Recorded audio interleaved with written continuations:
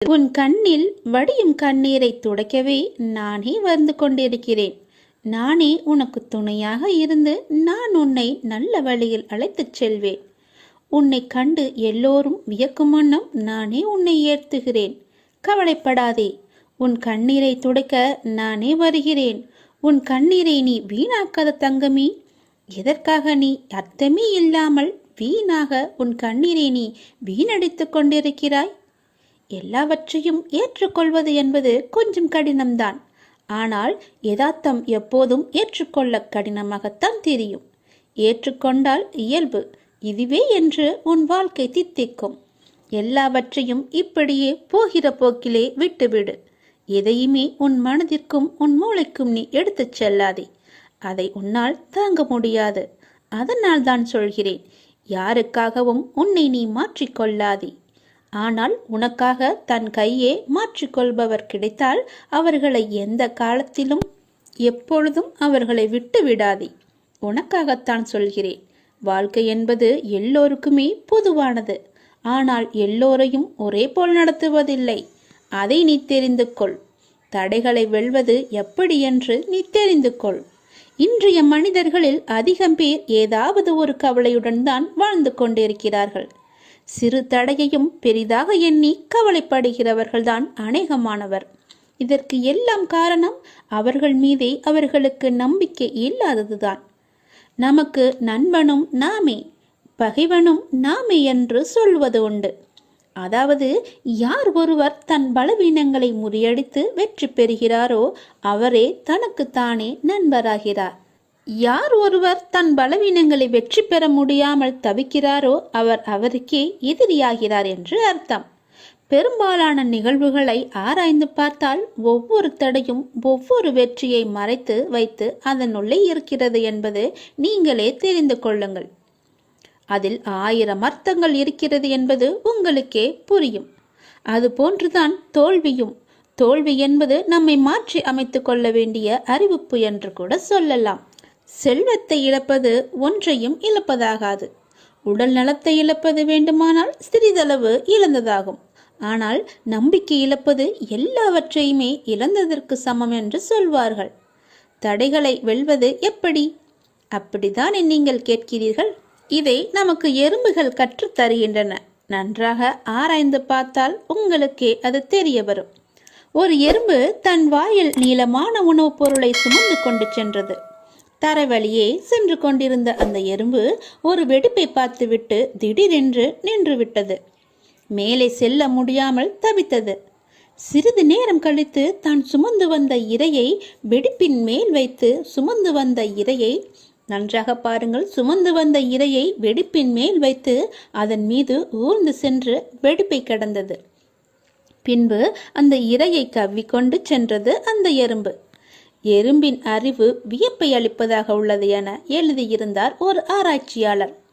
துன்பம் ஏற்பட்டால் அத்துன்பத்தையே பாலமாக வைத்து நாம் முன்னேற வேண்டும் என்பதுதான் இந்த எறும்பிடமிருந்து நாம் கற்றுக்கொள்ள வேண்டியது. ஒரு மிகச்சிறிய உயிரான எறும்பின் தன்னம்பிக்கை நமக்கு இருந்தால் கூட போதும். எந்த தடையையும் வெல்ல முடியும். கவலையும் காணாமல் போய்விடும். எத்தனை தடைகள் குறுக்கிட்டாலும் உள்ளத்தில் நம்பிக்கை மட்டும் இருந்துவிட்டால் உங்களின் வெற்றியை யாராலுமே தடுக்க முடியாது.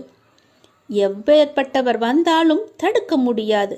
எத்தனை சூழ்ச்சிகள் செய்தாலும் தடுக்க முடியாது. தன்னம்பிக்கையை கொள்ளுங்கள். தடைகளை எல்லாம் கடந்து நீங்கள் வெற்றியை சுவைப்பீர்கள். பொறுமையை விட மேலான தவமும் இல்லை. திருப்தியை விட மேலான இன்பமும் இல்லை. இரக்கத்தை விட உயர்ந்த ஒரு அறமும் இல்லை. மன்னித்தலை விட ஆற்றல் மிக்க ஒரு ஆயுதமும் இல்லை. தோல்விகள் பல சூழ்ந்தாலும் இருளை விளக்கும் கதிரவன் போல அதனை நீக்கி அடுத்தடுத்த வெற்றி படிகளில் காலெடுத்து வையுங்கள். முடியும் வரை அல்ல, உங்கள் இலக்கினை நீங்கள் எப்போது அடையும் வரையோ அதுவரை நீங்கள் முயற்சித்து கொண்டே இருங்கள். உங்கள் வாழ்வில் நிச்சயமாகவே விடியல் விடியும். அந்த விடியல் விடியும் வரை முயற்சித்து கொண்டே இருங்கள். அது வெகு நாட்கள் இல்லை, கூடிய விரைவிலேயே அது உங்களுக்கு கிடைக்கும். முகமலர்ச்சியோடும் நம்பிக்கையுடனும் எழுந்து புத்தம் புது நாளை துவங்க உங்கள் எல்லா வல்ல இறைவன் உங்களுக்கு அருள் புரிவார். என்னுடைய ஆசி முழுவதுமாகவே கிடைக்கும். நீ கலங்காதே. உனக்கான நேரங்கள் தொலைவில் இல்லை. அது உன்னை தேடி வந்து கொண்டிருக்கிறது. பிள்ளைகளின் நலன் எல்லாமே விரைவிலேயே சீராகும். நான் கம்பீரமாக உனது மனதிலும் உனது இல்லத்திலும் அமர்ந்து கொண்டிருக்கிறேன். பயபக்தியோடும் உண்மையோடும் ஆன்ம உணர்வோடும் கண்ணீரோடும் நீ என்னிடம் செய்கின்ற பிரார்த்தனைகளை நான் கேட்டுக்கொண்டு தான் இருக்கிறேன். நான் அளிக்கும் பதில்களை உன்னால் புரிந்து கொள்ளாமல் முடியாமல் போய்விடுவதால் தான் உன் மனம் போன போக்கிலே நீ சுதந்திரமாக நடந்து கொண்டிருக்கிறாய். என்னை தட்டி கழித்து விடுகிறாய். அதனால்தான் நான் செய்கின்ற பலனையெல்லாம் உன்னால் அடைய முடியவில்லை. உன் விருப்பப்படி செய்யவும் நடக்கவும் வாழவும் நான் உனக்கு சுதந்திரம் கொடுத்திருக்கிறேன். அதனால்தான் என் செய்கைகளை புரிந்து கொள்ளாமலும் எனக்கு கீழ்ப்படிந்து நிற்காமலும் உனது சுயமான போக்கின்படி உன்னால் நடக்க முடிகிறது. இந்த சுதந்திர உணர்வுதான் உன்னை இந்த அளவுக்கு கீழே இறக்கி வைத்திருக்கிறது. கீழே இறங்கிவிட்டோமே என்று வருத்தப்படுகிறாய்.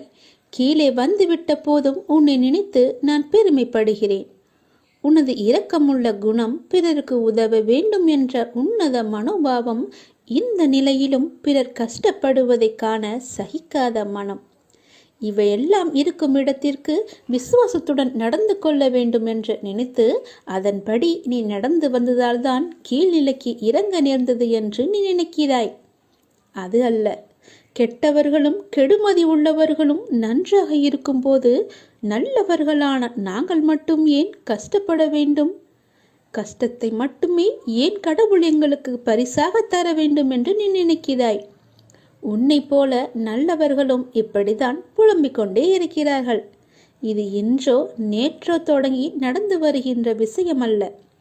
காலகாலமாய் நல்லவர்கள் புலம்பும் ஒரு தொடர்கதைதான். அதுதான் நீயும் செய்து கொண்டிருக்கிறாய். நான் உன்னிடம் பிரதிட்சியமாக விளங்க வேண்டும் என்றால் நீ கஷ்டப்பட்டுத்தான் ஆக வேண்டும். ஏனெனில் நான் நல்லவர்கள் மனதில் மட்டுமே வாழ முடியும். கெட்டவர்கள் மனதில் எனக்கு இடமே கிடையாது. எப்படி உன்னை கஷ்டப்படுத்தி வாழ்வதால் என்ன பலன் என்று நீ நினைக்கலாம். நான் உன்னை பக்குவப்படுத்தி பெருமைப்படுத்துவதற்கு இதை உனக்கு வரப்பிரசாதமாக கொடுக்கிறேன். உன்னுடைய தகுதிக்கும் தாங்கு சக்திக்கும் ஏற்பத்தான் கஷ்டத்தை தருகிறேன். இதை உன்னால் சமாளிக்க முடியும் என்று தெரிந்த பிறகே கஷ்டம் வர தயாராக இருக்கிறது. இந்த நேரம் நீ வேகமாக செயல்பட வேண்டிய நேரம், சிந்தனையோடு செயல்பட வேண்டிய நேரம். இப்போதே உன் நிலையை பல மடங்கு நான் உயர்த்தப் போகிறேன். சந்தோஷமாகவே இரு. என்ன நீ ஒரே மனக்குழப்பத்திலேயே இருந்து கொண்டிருக்கின்றாய்? எப்போது பார்த்தாலும் குழப்பமான சூழ்நிலையிலேயே ஏன் உன்னை வைத்திருக்கின்றாய்? மீண்டும் மீண்டும் குழப்பம் ஏற்படுவதற்கு என்ன காரணம்? நான் தான் நேற்றே உன்னிடம் பேசிவிட்டேனே. நான் பேசுவதை நீ காது கொடுத்து கேட்டாயா இல்லையா? நீ புரிந்து கொண்டதுதான் என்ன? நீ என்னத்தை புரிந்து கொண்டாய்? வினைகளை எப்படி தீர்க்க வேண்டும் என சொல்லி தந்தேனே. கேட்டாயா அல்லவா? ஏன் கேட்க மறந்தாய்? ஏன் நீ மறந்து போனாய்? அது போன்ற ஒன்றை செய்ய முயன்று ஏன் வருத்தப்பட்டு கொண்டிருக்கின்றாய்? நான் வேண்டாம் என்றும் சொல்லியும் ஏன் அதையே நினைத்து கொண்டிருக்கின்றாய்?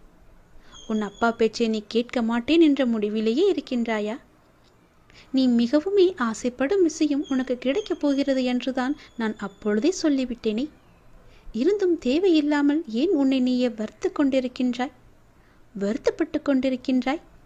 தேவையே இல்லாதது. என் பேச்சை நீ கேட்பாயா மாட்டாயா என்று எனக்கு ஒரு சத்தியம் செய்துத்தா. அப்பொழுதுதான் நான் நம்புவேன். மகிழ்ச்சியாக இருக்கும்போது பல அனுபவ பாடங்களை நீ மறந்து விடுகின்றாய். மகிழ்ச்சியாக இரு, ஆனால் எவற்றில் எந்த எல்லை என்று உன் வாழ்க்கை ஏற்கனவே கற்றுக் கொடுத்திருக்கிறது அல்லவா? அதை நீ மறந்து விடாதே. அந்த எல்லையை நீ தாண்டி விடாதே. இந்த ஒரு நாள் சிலவற்றை தாங்கிக்கொள். நாளை முதல் அதிலிருந்து நிச்சயம் உனக்கு விடுதலை கிடைக்கும். நான் இருக்கின்றேன். எல்லாவற்றையுமே நான் மாற்றி தருகின்றேன். எல்லாமே நன்மைக்கு. யாம் இருக்க பயமேன் என்பதை நீ வெறும் வார்த்தையால் நம்பிக்கைப்படக்கூடாது. முழுமையாக உனக்குள்ளே ஊற வேண்டும். அது எத்தனை முறை சொன்னாலும் நீ கேட்க மாட்டேன் என்றால் நான் என்னதான் செய்வது? நான் உன்னை கும்பிட்டு கேட்டுக்கொள்கிறேன். தயவு செய்து உன் அப்பா சொல்வதை கொஞ்சம் காது கொடுத்து கேட்டு அதன்படி நீ நடந்து கொள். உன்னுடைய மனக்குழப்பம் எல்லாம் தீரும். நான் ஏதாவது ஒரு விதத்தில் தினமும் உனக்கு சொல்லி கொண்டுதான் இருக்கிறேன். பல நல்லதுகளை இன்று நீ என்ன செய்ய வேண்டும், எது செய்யக்கூடாது என்று அவ்வப்போது உனக்கு உணர்த்தி கொண்டுதானே இருக்கின்றேன். நீ கேட்காமல் போனால் நான் என்ன செய்ய? மகிழ்ச்சியாக இரு, அதற்கு தானே நான் எல்லாவற்றையும் செய்து கொண்டிருக்கின்றேன். தேவையில்லாத விஷயங்களை எல்லாம் உன் மனதில் போட்டு நீ குழப்பிக் கொள்ளாதே என்று அடிக்கடி சொல்கிறேன். நேற்று சொன்னது போலவே இன்றும் சொல்கிறேன். தேவையற்றதை போய் நீ மாட்டிக்கொள்ளாதே. வீணாக எதையும் பேசி சிக்கிக் கொள்ளாதே. வினைகளை எப்படி தீர்க்க வேண்டும் என சொல்லி தந்தும் நீ அதிலேயே மாட்டிக்கொண்டிருப்பேன் என்றால் நான் என்ன செய்ய? தயவு செய்து கேட்கிறேன், நான் சொல்வதை கேள். நீ விரும்பும் ஆசைப்படும் ஒன்று உன்னிடம் நிச்சயம் வரும். அது உனக்கு கிடைக்கப் போகிறது. அந்த நேரத்தில் இப்படி செய்தால் நான் என்ன செய்ய முடியும்? உன் வாழ்க்கை நன்றாக இருக்கும், கவலைப்படாதே. அவரை நம்பும் பக்தர்களை அவர் என்றுமே கைவிட மாட்டார் என்று நீங்கள் நம்ப வேண்டும். அப்பாவின் விருப்பப்படியே அனைத்துமே நடக்கிறது. சில நிகழ்வுகள் நமக்கு கெடுதல் என நினைப்போம், ஆனால் கடைசியில் அது நன்மையாகவே முடியும். அப்பா எது செய்தாலுமே அதில் நன்மை இருக்கும் என்று நீங்கள் முதலில் நம்ப வேண்டும். அப்பா நான் கேட்டதையெல்லாம் கொடுக்கவில்லை என்று நீங்கள் யோசிக்கலாம். அதில் ஒரு தீமை இருப்பதால் தான் அதை தட்டி இருக்கிறார் என்று நீங்கள் நினைத்து கொள்ளுங்கள். புண்ணியங்கள் அனைத்துக்கும் தலையாயது நன்றி பாராட்டுவது என்று ஏற்கனவே நான் சொல்லியிருக்கிறேன். அதனால் உங்களுக்கு யாரேனும் உதவி செய்தால் அவர்களுக்கு உடனே கூச்சமில்லாமல் உடனடியாகவே நன்றி சொல்லிவிடுங்கள். அதனால் நீங்கள் எந்த அளவிலும் குறைந்து போக மாட்டீர்கள்.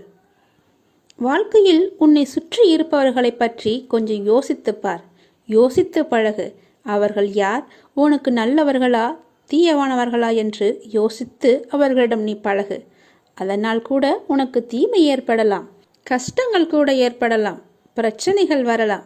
என்ன அப்பா இப்படி சொல்கிறீர்களே என்று என்மேல் நீ கோபித்து கொள்ளலாம், அல்லது உனக்கு மனம் குழப்பத்தை ஏற்படுத்தலாம்.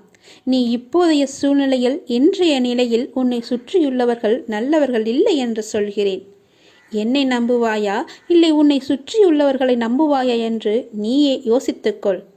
அவர்கள்தான் முக்கியம் என்றால் என் பேச்சை நீ விட்டுவிடு. இல்லை நான் தான் முக்கியம் என்றால் அவர்களை நீ விட்டுவிட வேண்டாம், கொஞ்சம் தள்ளியே வை. அவ்வளவுதான்.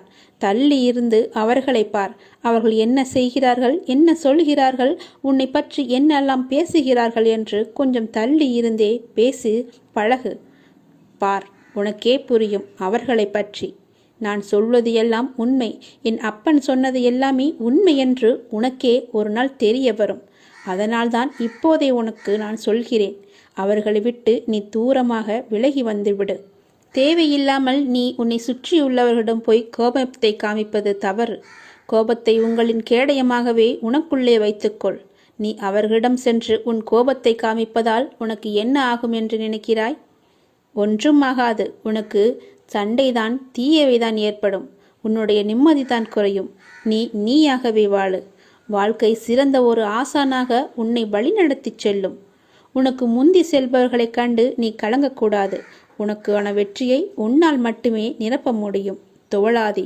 உனக்கு துணையாக உன் அப்பா நான் இருக்கிறேன். நல்லதே நடக்கும். நீ என்ன செய்தாலும் நான் உன் மீது கோபம் கொள்ளவே மாட்டேன். நீ என் செல்ல குழந்தை. உனக்கு இன்னும் நான் பக்குவத்தை போதிக்கவே நான் தோல்வியை உனக்கு அனுமதித்தேன். நீ இன்னும் பக்குவப்பட வேண்டியிருக்கிறது. உனது சிந்தனை இன்றைய காலகட்டத்தை மட்டுமே பார்க்கின்றது. ஆனால் என்னுடைய நோக்கமோ உனது எதிர்காலம் நன்றாக இருக்க வேண்டும் என்று சிந்தனையில் இருக்கிறது. உன்னுடைய எதிர்காலம் தொடர்பானது. நீ அந்த காலத்தில் சிறப்பாக வாழ வேண்டும் இல்லையா?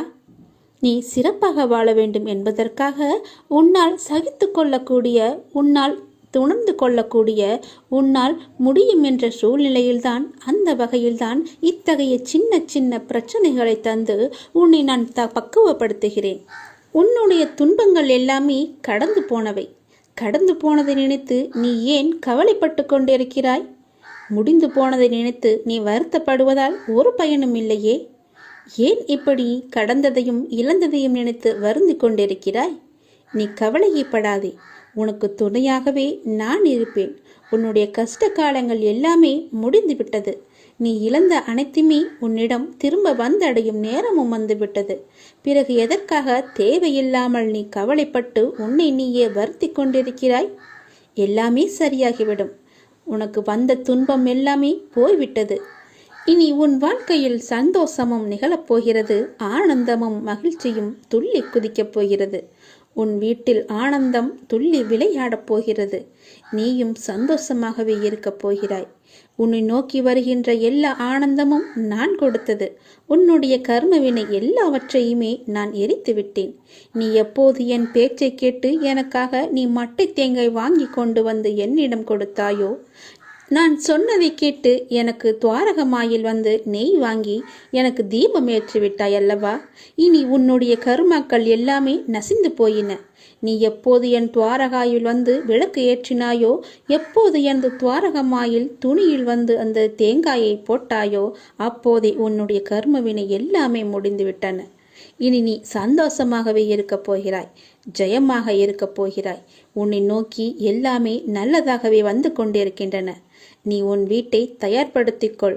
நல்லது வந்து கொண்டிருக்கிறது. உன் வீட்டு கதவை அது தட்டப்போகிறது. இனி வரிசையாகவே எல்லாமே நல்லதாகவே நடக்கும். நீ நினைத்தது எல்லாமே படிப்படியாகவே நடக்கும். நீ சந்தோஷமாக இரு. எல்லாமே உனக்கு வரிசையாக வந்து கொண்டே இருக்கின்றன. என் பேச்சை கேட்டு நீ நடந்ததால் நான் உனக்கு அன்பு பரிசாக உனக்கு மகிழ்ச்சியையும் நிம்மதியும் தான் தருகிறேன்.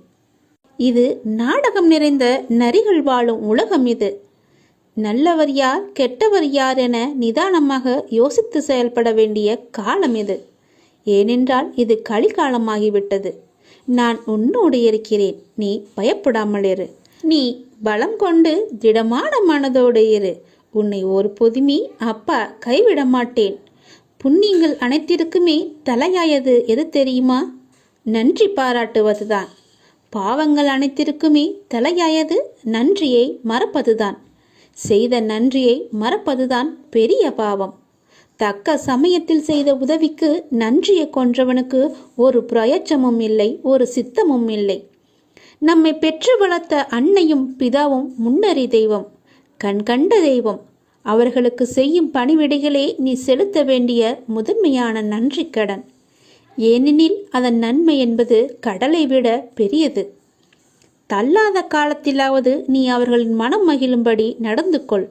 நீ என்னதான் தான தர்மம் செய்து வந்தாலும் அவர்களை நல்லபடியாக வைத்து கொள்ளாவிட்டால் நீ எதிலுமே வெற்றி பெற முடியாது. உன் உண்மை அன்பிற்கு கட்டுண்டவர்களை தவிர வேறு எவரின் அசட்டு பேச்சுகளுக்கும் நீ உன் மனதில் இடம் கொடுத்து விடாதே. எந்த சூழ்நிலையிலும் உனக்கு தக்க சமயத்தில் உதவி புரிந்தவர்களை உதாசீனப்படுத்தாதே. உதவி செய்தவர்களுக்கு நன்றி பாராட்டுவதுதான் மிகப்பெரிய புண்ணியம். உனக்கு பின்னால் இருப்பது யார் என்று தெரிந்து கொள்.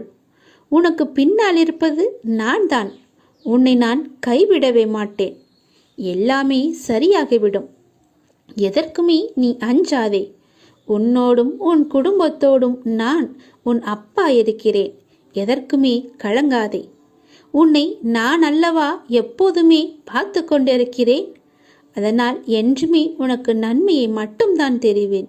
நன்மை மட்டும்தான் உன் கண்ணுக்கு புலப்படியும் நான் செய்வேன். உன்னுடைய பாரங்களை எல்லாமே எனது பாதத்தில் நீ சமர்ப்பித்து விட்டாய். நீ எதற்காகவும் இனிமேல் கலங்கக்கூடாது. எப்போது உனது பாரங்களை எனது காலடியில் நீ விட்டாயோ அந்த நொடி முதலே உன்னுடைய கர்ம வினைகளை அகற்றி உனக்கு நல்லது நடக்க நான் ஆயத்தமாகிவிட்டேன். இப்பொழுது என்னுடைய தவக்காலம் முடிந்தது. உனக்கு நல்லதை நடக்க செய்ய போகிறேன். இப்போது உனக்கு நல்லது நடக்குவதற்காக நான் கண்கொண்டு திறந்து பார்த்திருக்கிறேன் உன்னை. என்னுடைய தவக்காலமே உனக்காக மட்டும்தான். எல்லாமே உனக்கு கைகூடி வரப்போகிறது. நீ துயரத்திலிருந்து நிச்சயமாகவே விடுபட போகிறாய். பல ஆனந்தத்தை நான் உனக்கு அள்ளித்தரப்போகிறேன். காத்திரு. மெல்ல மெல்ல உனது துன்பங்கள் எல்லாமே முடிவுக்கு வரும். உனக்கு கஷ்டத்திலிருந்தும் நோயிலிருந்தும் விடுதலை கிடைக்கும்படி நான் செய்வேன். உன்னுடைய கடன் பிரச்சனை எல்லாமே தீரப்போகிறது. நீ எதிர்பார்த்தபடியே உனக்கு பண வரவு இறக்கப் போகிறது. நீ வேண்டியபடியே நீ கேட்டபடியே அந்த பணத்தை நான் உனக்கு தரப்போகிறேன். நீ இப்போது பணம் இல்லாமல் தவித்து கொண்டிருக்கிறாய். உன் பண பிரச்சனையை தீர்ப்பதற்காகத்தான் நான் ஒருவரை அனுப்பியிருக்கிறேன். அவர் மூலம்தான் உனக்கு பணம் கிடைக்கப் போகிறது. யாரென்று அடையாளம் அறிந்து கொள், தெரிந்து கொள். வருவது நானாக கூட இருக்கலாம். இன்றைய காலகட்டத்தில் இந்த நிலையில் இன்றைய சூழலில் உனக்கு பணம் பெரிய ஒரு கஷ்டமாகவே இருக்கிறது. அந்த பண பிரச்சனை எல்லாமே தீரும் வகையில் நான் உனக்கு ஒரு வழியை ஏற்படுத்தியிருக்கிறேன். அந்த வழி சிறப்பானதாக இருக்கும். அதிலிருந்தே உன்னுடைய பண கஷ்டங்கள் எல்லாமே தீர்ந்துவிடும். அதிலிருந்து தான் உனக்கு நிரந்தர வருமானமும் கிடைக்கும். நீ கவலைப்படாதே. உன் பண பிரச்சனையை தீர்ப்பது என்னுடைய பொறுப்பு. நான் இன்றுதான் ஒருவரிடம் பணம் கொடுத்து அனுப்பியிருக்கிறேன். விரைவில் அவர் உன்னை தேடி வருவார். யாரென்று அறிந்து கொண்டு அந்த பணத்தை நீ வாங்கிக்கொள். நீயாக சென்றாலும் சரி, இல்லை அவராகவே வந்தாலும் சரி, கொடுப்பது நான் தான். உன் பண பிரச்சனை அதிலிருந்துதான் தீரப்போகிறது. நீ எப்போது அந்த பணத்தை வாங்குகிறாயோ அன்று முதலே என்னுடைய ஆசீர்வாதம் மூலம் உனக்கு பணம் கிடைத்து கொண்டே இருக்கும். உன்னுடைய கருமாக்கள் எல்லாமே நீங்க பெற்று உன்னுடைய கடன் பிரச்சனைகள் எல்லாமே தீர்ந்து பண மழையில் நீ நனையப் போகிறாய். உன்னுடைய கடன் பிரச்சனை, தீராத கஷ்டம் எல்லாமே நிவர்த்தியாய்விடும். கடன் நிற்கிறதே என்று கவலைப்படாதே. இனி உன் வாயிலிருந்து பணம் இல்லை என்ற சொல்லும் வரக்கூடாது. ஏனென்றால் பண பிரச்சனையை தீர்க்கத்தான் நான் ஒருவரை அனுப்பியிருக்கிறேன். நானும் வருவேன். எதிர்பார்த்து காத்திரு. நீ என்னை நோக்கி வர வேண்டும் என்றால் நீ நான் சொல்வதை போல செய்துவிடு. உனக்கு எல்லாமே நல்லதாகவே நடக்கும். உன்னுடைய தொழில், நீ இப்போது பார்த்து கொண்டிருக்கும் வேலை உனக்கு சிறப்பானதாக மாறி பல மடங்கு உத்தியோகத்தில் பதவி உயர்வு பெற்று கூடுதல் வருமானமும் கிடைக்கும்படி செய்கிறேன். செய்து கொண்டேன், செய்தும் விட்டேன். அது விரைவிலேயே உன் கையில் கிடைக்கும். நான் சொன்னது போலவே அந்த தை மாதத்திற்குள்ளே உனக்கு கிடைத்துவிடும். தை 1ஆம் தேதிக்குள் அதற்கான நல்ல செய்தியும் உன் காதுகளில் விழும். உன் பண பிரச்சனை முற்றிலுமாக நீங்கிவிடும். எனக்கு பண கஷ்டம் இருக்கிறது என்ற வார்த்தையை இனி உன் வாயில் இருந்து வராது. உனக்கு நல்லதாகவே நடக்கும். நல்லது மட்டுமே நடக்கும் உன் அப்பாவின் துணையோடு.